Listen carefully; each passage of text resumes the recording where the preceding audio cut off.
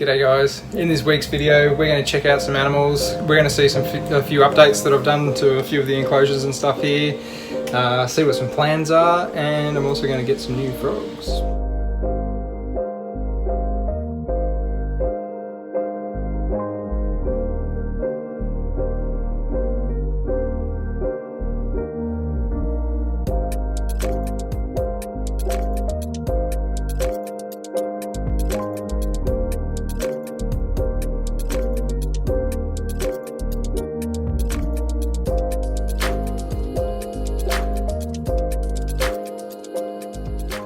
First things first, I'm going to make this part of the video somewhat quick just because it is quite a hot day here in Sydney and I don't really want to have the lights on the reptiles for too long. Not much has happened with the diamonds or the green tree python. You can see that the humidity is definitely up in this enclosure. I actually want to add a couple more vents into this enclosure just to get a little bit more airflow in here because it is seriously got a little bit of heat to it. But yeah, I've just cleaned out my beardy's enclosure. Need to add some more branches and stuff in there for him. You can see he's a little bit hot too. That was the black-headed monitor enclosure. It's now empty. I'm going to be putting my rough scale pythons into that enclosure, but not for a little while. I need to get some stuff sorted for them. The Kimberley rock monitor and the Gillen's monitor enclosures, I've given them a little bit of a clean up today. And I've also added in these branches.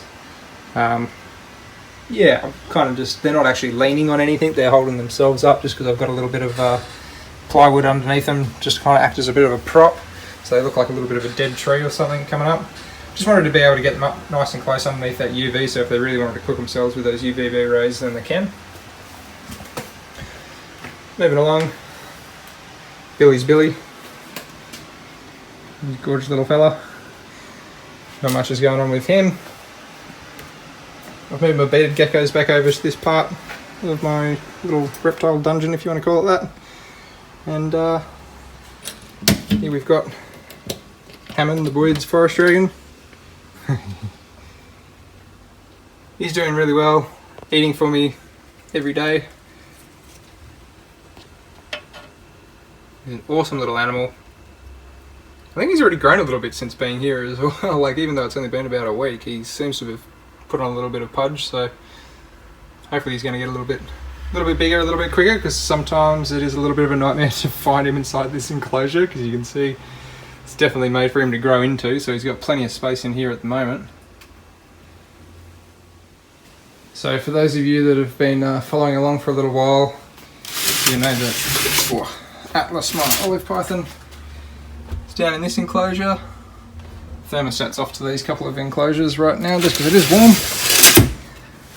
But I finally got my jungle python out of the rack and into this enclosure where the freckled monitors were. A little bit hard to see in there. Might come back at a later stage or maybe tomorrow afternoon or something when I get these frogs and it's a little bit cooler and hopefully the light's on in there. I've just kept it simple, but she's got a nice big branch you can climb off there on.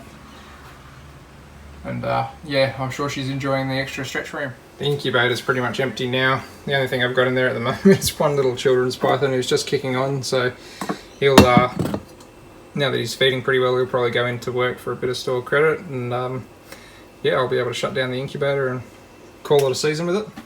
There's a good chance that I'm going to tear down this green tree python enclosure and probably put him into a actual terrarium. You can see he's caught a luring there too. A couple of reasons for that. A, I want to put the little Gillen's Hatchie enclosure down on one of these sides, and I want to do the same sort of Exoterra tall enclosure here next to it and maybe move the Cornutus over into that.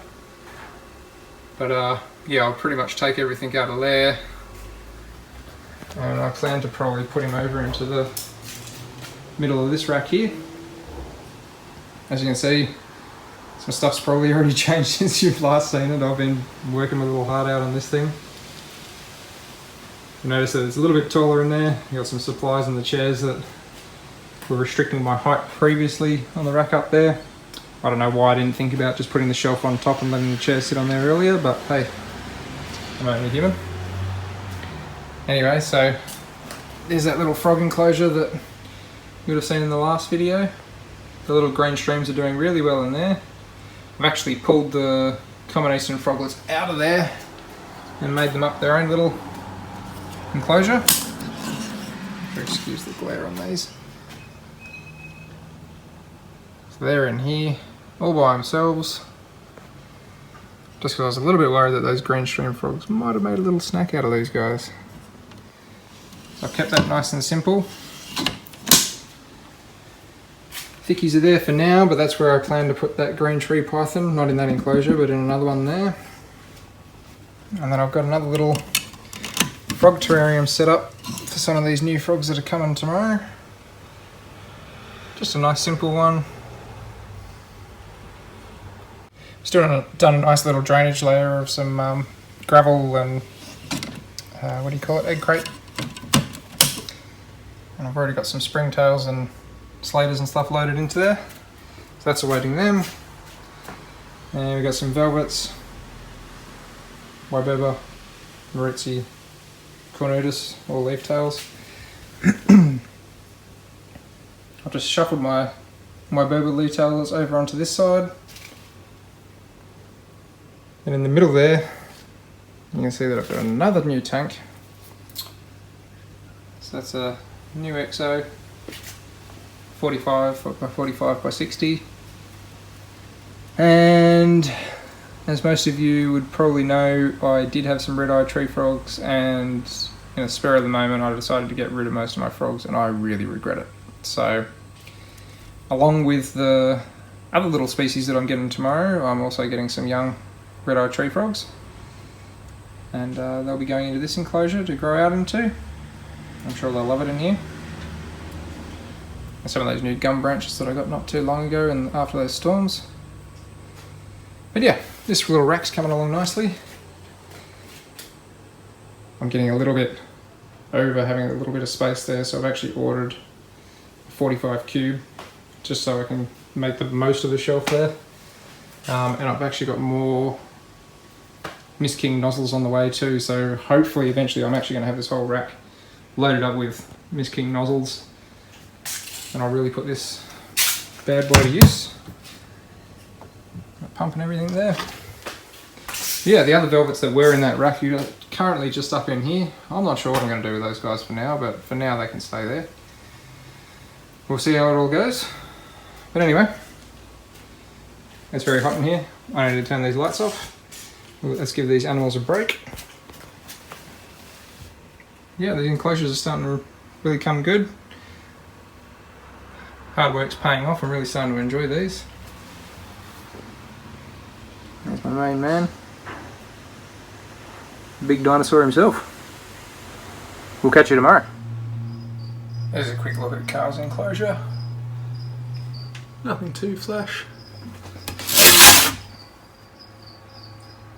But she's definitely enjoying the space. So I was just about to leave for work.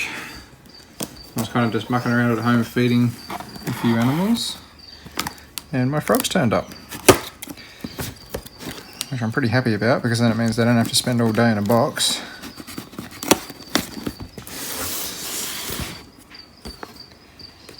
Anyway, they've been posted pretty quick, so hopefully they aren't in too bad a shape.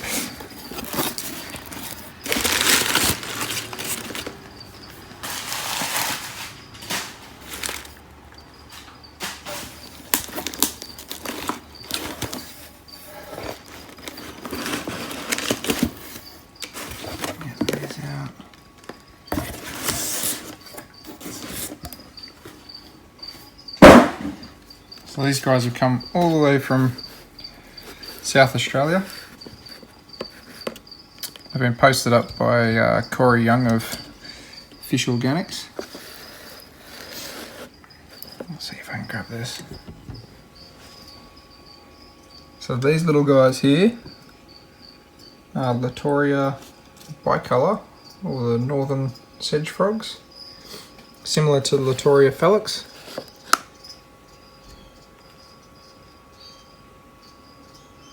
But yeah, just little metamorphs. And I've also got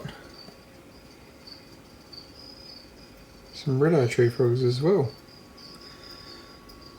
A little bit tinier than what I thought, so I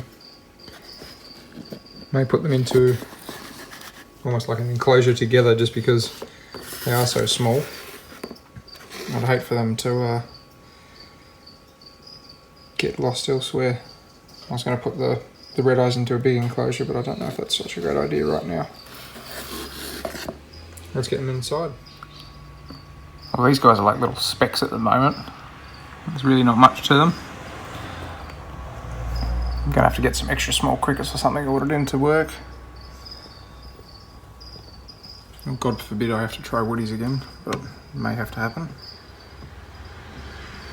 Yeah, so these are Latoria bicolour, northern sedge frogs. These little metamorphs were actually wild collected under licence from the Northern Territory as well by Fish Organics and Reptile Supplies. So I have decided to separate them and the red-eye tree frogs.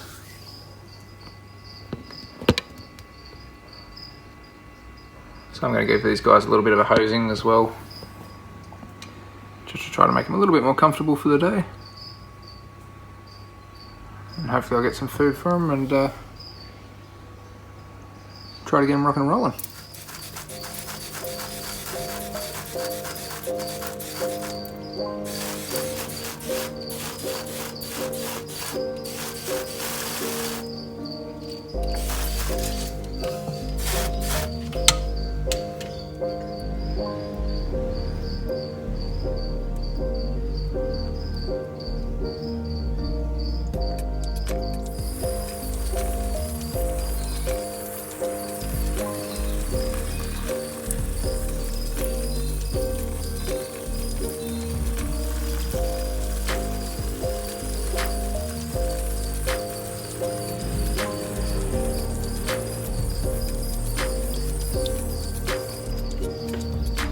Well, I hope you enjoyed today's quick video, guys, and special thanks goes out to Corey Young of Fish Organics and Reptile Supplies for these little tiny frogs up here.